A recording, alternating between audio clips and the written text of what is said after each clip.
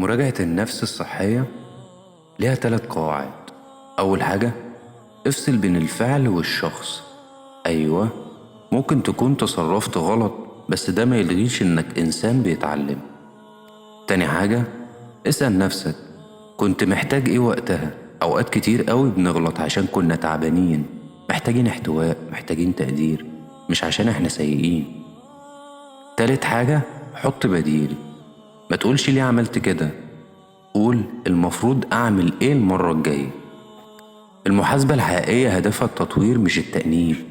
في ناس مفكرة إن قسوتها على نفسها دليل ضمير، بس الحقيقة إن القسوة الزايدة بتخليك تخاف تجرب تاني، تخليك تحس إنك مهما عملت مش كفاية. اللي بيحاسب نفسه صح بيسمع نفسه، بيفهمها وبيوجهها، كأنك بتربي طفل صغير مش بتعاقب مجرم.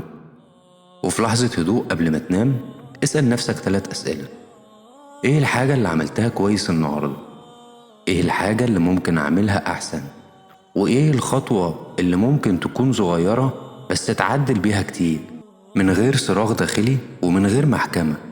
افتكر دايما، ربنا خلقنا بنغلط عشان نتعلم، مش عشان نكره نفسنا. أخطر حاجة إنك تفضل تعيش دور القاضي على روحك، والأجمل إنك تبقى المرشد ليها. راجع نفسك بس بحب، حاسب نفسك بس بعدل، وقومها من غير ما تكسرها.